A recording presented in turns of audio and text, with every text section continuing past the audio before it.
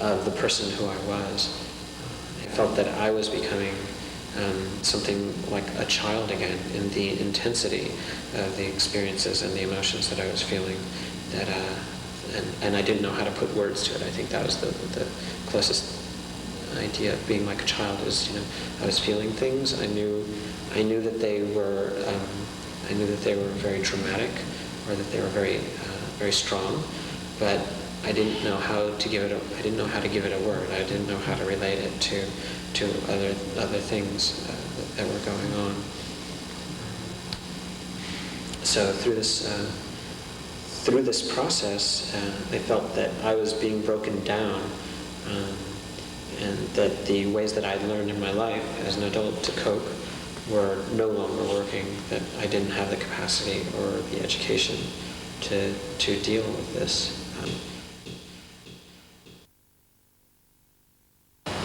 I think about death a lot. Even though I haven't had anybody very close to me die, I've had an experience in myself that I think of as death. And that experience is more like the death of my soul. And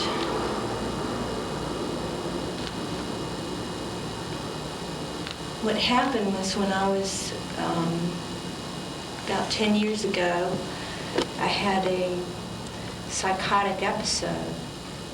I was struggling a lot, and they wanted me to go to sleep because part of my problem was I had no sleep. And so they gave me some shots, some medications. They held me down, and they put me in a small room, probably about 12 feet by 14 feet, and had me, and there was a bed in the middle of the room. It was plain white walls. It had a bare light bulb, and there was one window, but it was nighttime, and the window was dark. I couldn't see anything out of the window. And they held me down, and they gave me the shots, and then they strapped my two wrists, I was laying on my stomach, my two wrists and one of my legs to the bed. And then they left. And then I had these, because I was psychotic, I was imagining all these things. And at some point, I began to think that I was actually in hell, that I had died, and that I had gone to hell. And what hell was this little room, this little teeny white room. And I was just going to be in this room, strapped down, by myself with the light on for all eternity, with just nothing but my thoughts and my, crazy ideas going over and over again. I'd be totally alone, and it would be forever. And it was very terrifying. And then I began to hear voices in the rooms, things going on outside of my room, and I thought they were souls trying to be reborn, trying to repent and be reborn into another life. And so I began to think that if I could answer the question of what God was, if I believed in God or I didn't believe in God, if I could answer it correctly, then I would be able to be reborn as another spirit, another person.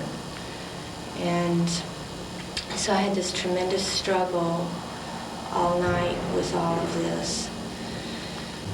I was in the hospital for, I guess about 3.5 weeks, a few days in that first hospital, and then I was moved. And it was a slow process of recovery. And sometimes I felt like maybe I wouldn't recover. There were times where, I'd have a good day, and then the next day was a really bad day, and I would be real terrified, like maybe I was slipping back, and maybe I wouldn't ever get back to normal again. And but eventually I was let out of the hospital, but the whole experience had left me so fragile. And the best way that I can understand it is, in a way it was a death, because a lot of my goals and the things that I had planned on doing with my life all sort of fell away with going into the hospital, because I was in the middle of a semester at school. And I dropped out of, I was in seminary to be a minister, and I dropped out of that. And so it was sort of a failure. And it was like the only way I could understand who I was or what I was going to think about next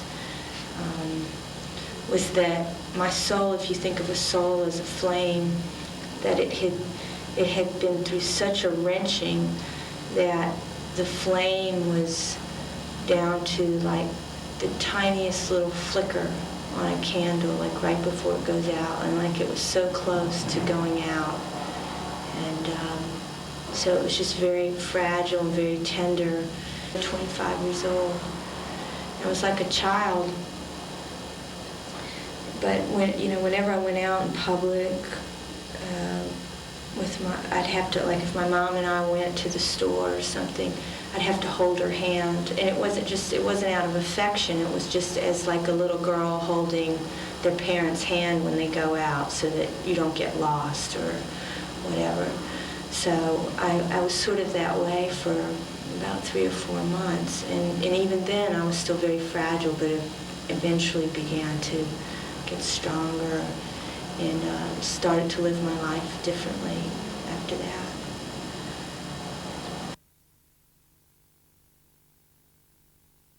Well, I think that Mexicans, Mexicanos, we have particular ways of dealing with death, I think, that is unique.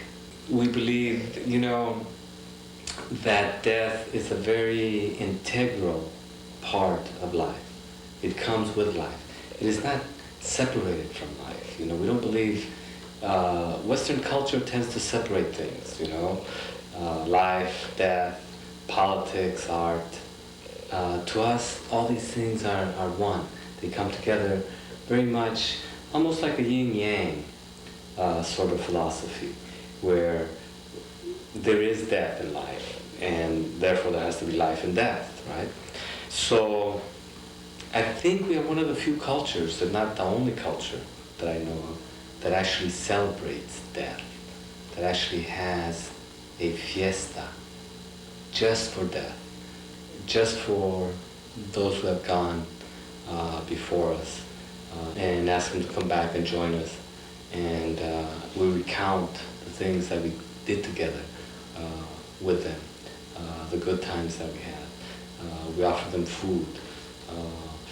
In Mexico, families go out to the cemeteries and have a feast right there in the cemeteries.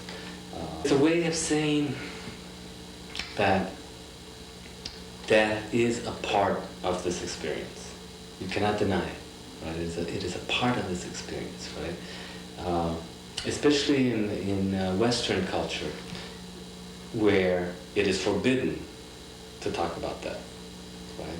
It is if someone dies, it's like, God, you bury them and you never think about them again, you never mention them again, right? Maybe you put a photograph up on the wall, but that's it, right? Everything dies. Everything. Redwoods may live 3,000 years, but they still die. They still fall and become part of the forest again, right? Mountains crumble. Stars can live 6 billion, 10 billion years, but they are finite. Even stars die. The universe. There's another part to it though, I think, which is perhaps the more practical aspect of dying. The Aztecs, for instance, believed, and I believe it too, that the manner in which you die says as much about you as anything that you did while you were alive, right? It says who you are, right? And so, for instance, in the Aztec culture, the most sacred deaths, those who were honored the most, right, were the warriors who died in battle, and equal with them, if not more revered, were the woman who died in childbirth. Right?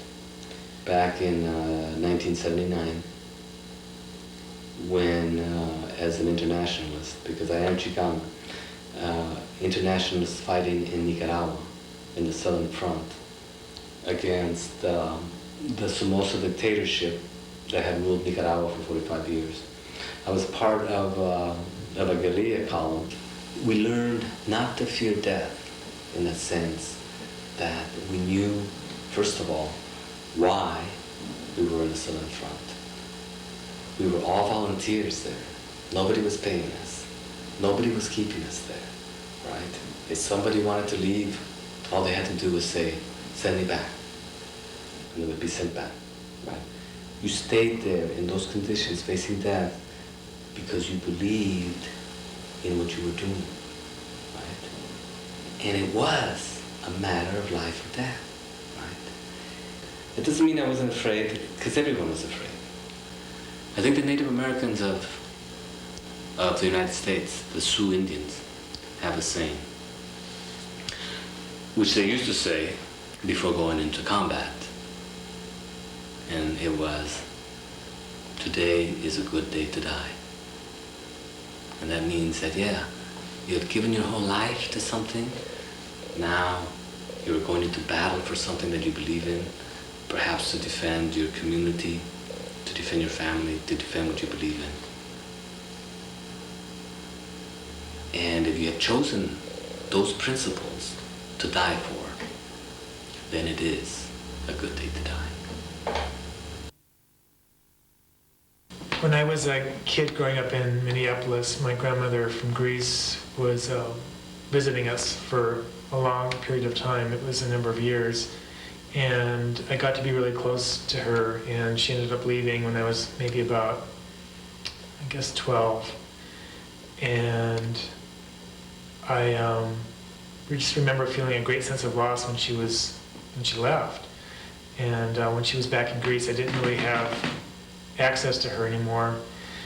And I almost felt that she was dead, and I had one of the most powerful dreams of my life one night, and I woke up feeling that she was like behind this wall, like she was, in this other world, and I no longer could reach her.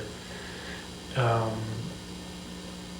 I think that was one of the first times I realized what a separation and death is, what a wall it is.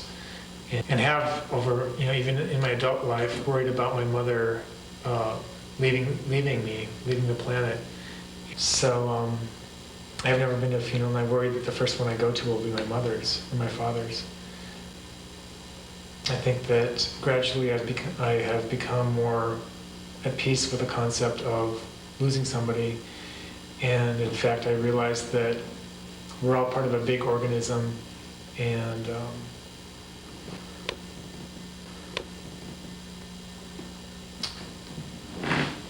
I'm part of the organism, and when somebody leaves here, they once again become a different part of the organism that we live in.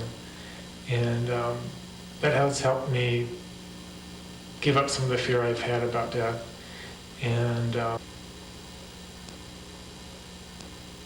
I think as I get older and feel more of a sense of belonging in the world and in my community, I no longer feel as alone.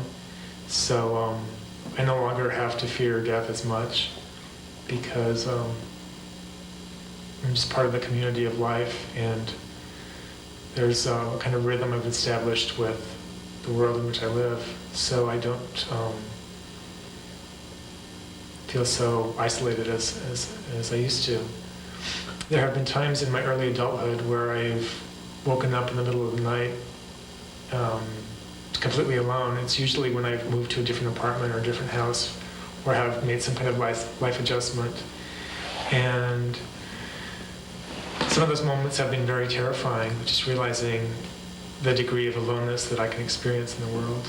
And my grandmother dying, the very day she died, and how she helped her go to the bathroom and was with her in the bed as she was dying. And I was almost envious because I realized what a healing process that would be, being with a dying person. As I have more of a equal relationship with my parents, I no longer have to fear being left alone in the world. And the thought of them no longer